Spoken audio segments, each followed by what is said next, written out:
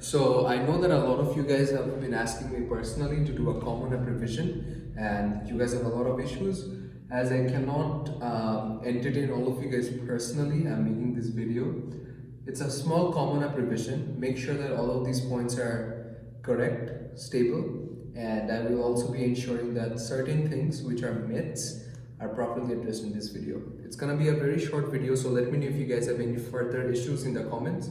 I will be replying to all the comments in this video specifically. So let's start off. First of all, the number one thing that we're gonna be talking about is your mental health. It's something which is very important. You guys have to understand that if you do not get into X college or Y college or Z college, this is not the end of the world, because there's a lot of colleges in the world which is absolutely made for you. So don't worry about that way too much. I also dreamt of getting into X college. I never got in, and I am very happy in the University of Michigan, and I'm involved in a lot of clubs, having a lot of fun. This is basically the merge of my Bangladeshi Student Association. You'll definitely find something that you love wherever you end up. So with no further delay, I do not have a proper duster, so I'm gonna just use this weird piece of thing. So let's start off. For the early action, you have to understand that why we're doing early action. First of all, is early action easy or hard? That is a very interesting question. Early action, early decision, or restrictive early action. The acceptance rate is higher compared to regular, but there's a catch. Is it easier to get in or harder to get in? It's both. It's easier to get in because basically less people apply, right? It's easier to get in because the acceptance rate is high most of the time in early. But why is early action harder compared to, let's say, the regular decision or the rolling admissions? The main reason is because all the potential candidates apply during early. So people who are taking gap years, people who are very ready with their application, only those people apply during the early stage. That makes early action or decision way harder. So let's say in early 5,000 people are applying, and in regular 40,000 people are applying. These are proper statistics.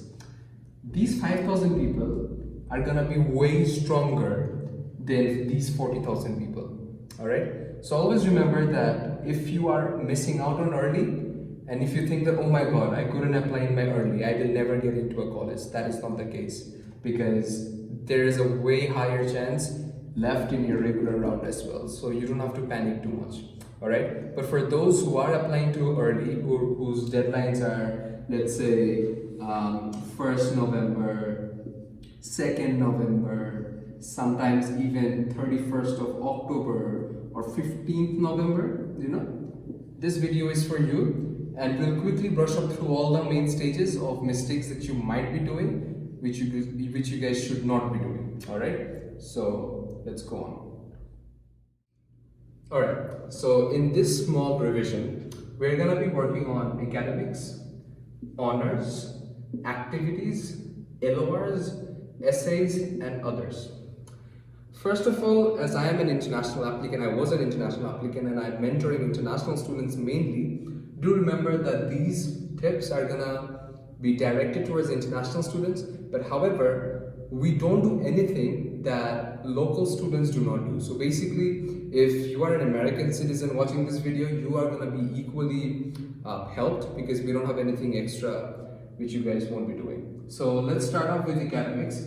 Of course, by now, as this is the video which says that it's a recap of everything before you submit your application, do remember that the academic section at one point does not really matter. Because if you are applying to, let's say, Harvard, and you are one of those 5,000 people who are applying to Harvard early, there's a good amount of chance that eventually at a point, people with, let's say, 1500 in their SATs, people with 4.0 GPAs, are going to apply, right? So let's say if you have like a 4090 or let's say a 3.9 or something like that, you don't have to worry way too much. It's because we still have these things left. All right, so always remember that academics at one point is not that important, but it's of course important. That's how America reviews application, which is basically called the holistic application. So you don't have to worry too much if your transcript is not the best looking, or let's say you have like a B or let's say 1 or 2 C's in your application, given that there's some part where you are excellent. All right. So starting off with academics, the transcript, as I already told you, ensure that these are of grade 9, 10, 11 and 12. If you for some reason do not have a transcript of any of these classes, please ensure to write this in the other additional information section, because colleges definitely want you to be as transparent as possible regarding everything. All right, so that is very important. Let's move on to courses. There's a particular section where you have to input courses and everything. Again, ensure that these are of 9, 10, 11 and 12, and try to include all the courses if you can. If not, mainly if you're applying for a STEM field, at least your maths, physics and all the other science subjects has to be there. And if you're applying for anything related to business, ensure that subjects like economics and business studies are there. All right. And one important thing to note, please do not fake your grades. And if your result, which you inputted in your courses, does not match the transcript that your counselor is sending, then there might be a big cross in your application. So please cross-check with your teacher that what your transcript grades are, and only write those subjects or grades or whatever here. All right? All right, this is done. Let's move on to the honor section. Always remember that the honor section is not any extracurricular activity award. The honor section is specially dedicated to academic awards. So let's say if you won the Science Olympiad, this is a good way of putting it. If you have won the Spelling Bee competition or the Queen's Commonwealth Essay competition, well, essays can be academic, right? They fall under English. This can also be in the honor section. In fact, let me just do one thing. When I say correct, let me put a green tick, and when it's wrong, let me put a red tick. I mean a red cross. But let's say that you are the best cricket or soccer player of your country and you won the best football award. You do not put it in the honors section. So honors, if you search it on Google, it's gonna say something like it's related to academics only. So if you have gotten scholarship for your O-levels, A-levels, HSC, HSEB, wherever you are from, this is the place to put in it. What if I don't have any honors section? Will that matter? I will not sugarcoat it. Let me just tell you, if you're applying, what did I say all those things? Oh, never mind, it was the last time. So if you're applying early, this is very important. You should have some academic accomplishments under your belt, because that is something that colleges definitely look for, unless that is not that of a ranked college. Let's move on to the activity section. I think this is one of the hardest part of your application and not the essays. The reason why activity section is very hard is because you have to input 1 to 10 ECAs maximum. You can input 6, 7, how much ever you want. It's not that compulsory to input 10, but it's of course good. It shows that you have done a lot of activities. Please be very, very careful that you are not including a lot of creative jargons. What I mean by creative jargons is, let's say I'll give you only one example which will help you to understand how to format the activity section. All right. So let's say that DP tutorials. This is the name of the organization.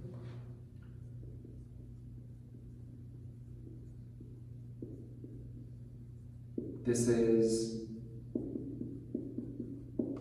my position, and then is the description, which is the hardest part. In the description, I do not have to write, it has been a successful venture that I did blah blah blah blah blah. No, those things come in your essays and other parts. Here, focus a bit on statistics. Focus on any rewards or awards. Focus on what you did. And other biggest tip is semicolons are your biggest friends here. Alright? So if I just give, let's say, one portion of how I would write it, I would write something like this.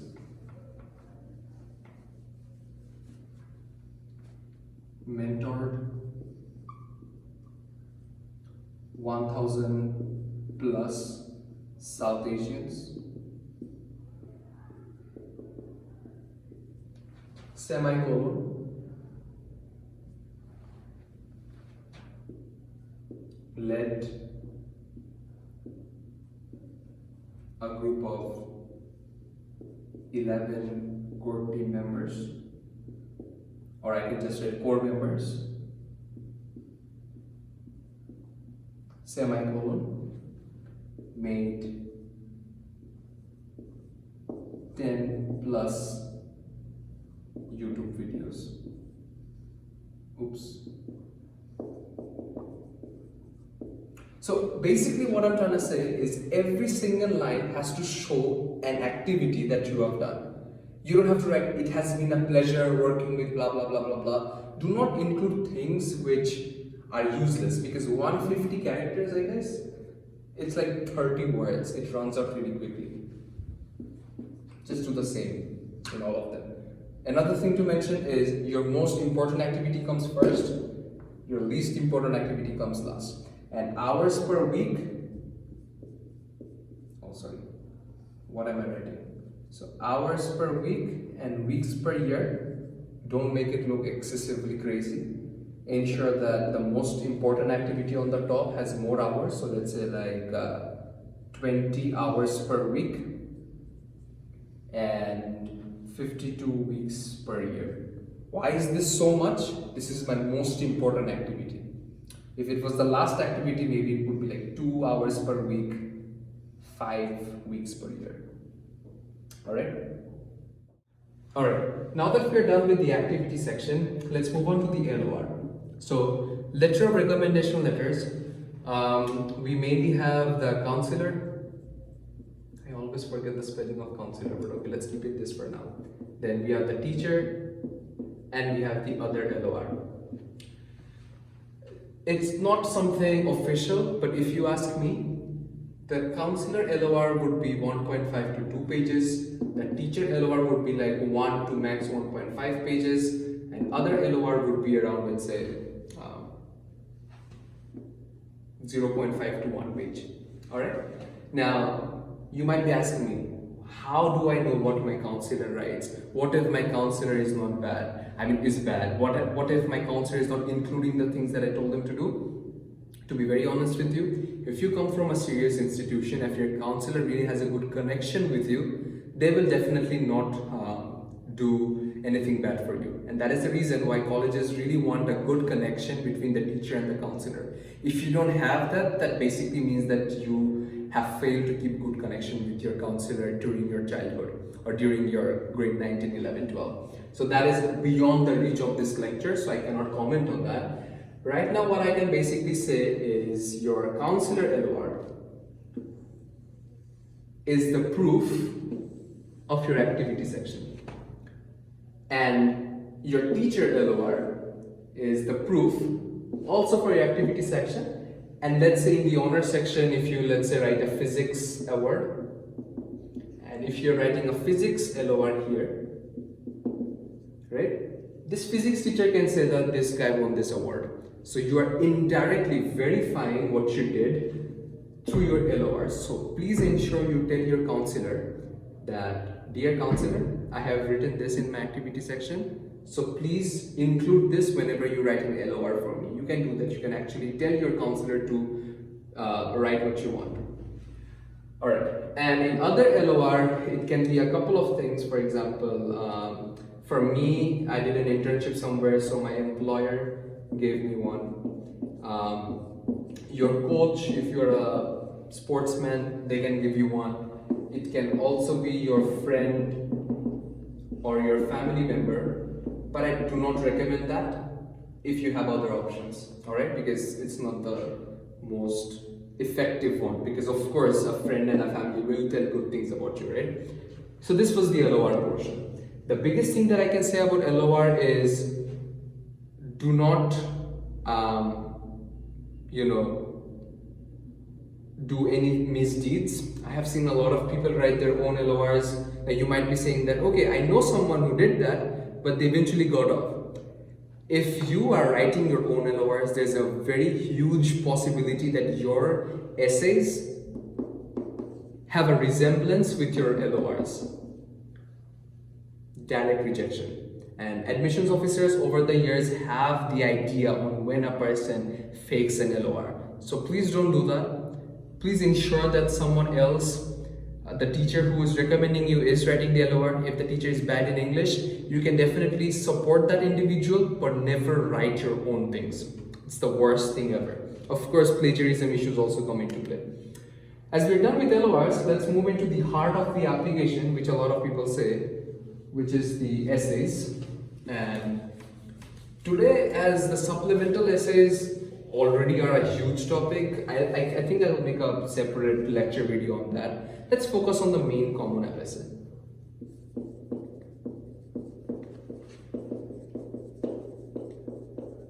Okay, I'll keep it short and simple. The most important thing to achieve in this essay to get admission is to avoid this word. Your essay should not be cliche. Alright? When I was young, I was very poor. Blah blah blah happened with me. Now I'm Bill Gates. The most common essay topic that I've ever found after I read so many essays. Or my life was disastrous. Anything which is like too emotional, anything which is too dramatic is not the best. Imagine your common app essay to be like I don't know how to draw this, but let's say that this is a blender kind of a thing, alright? You're putting in different elements together.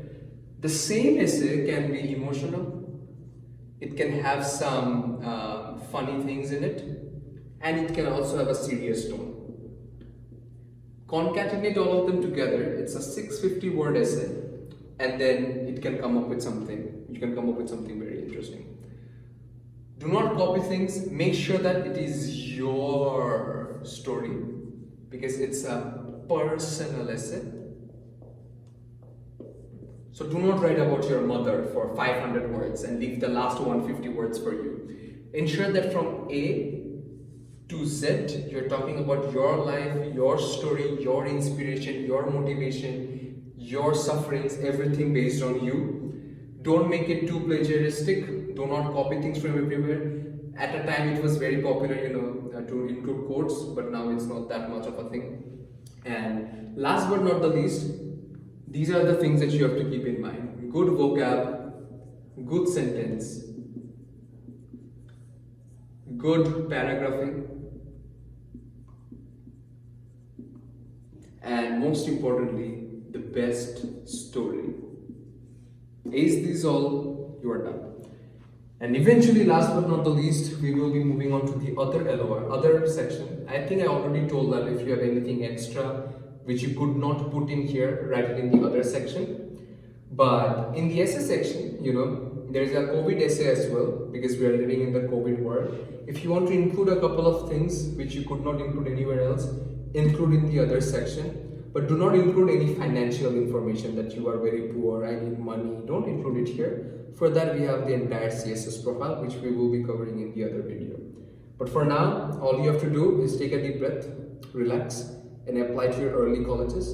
And if you have any other specific query, put it down in the comments below, and I'll see you soon. Take care. Love from Michigan.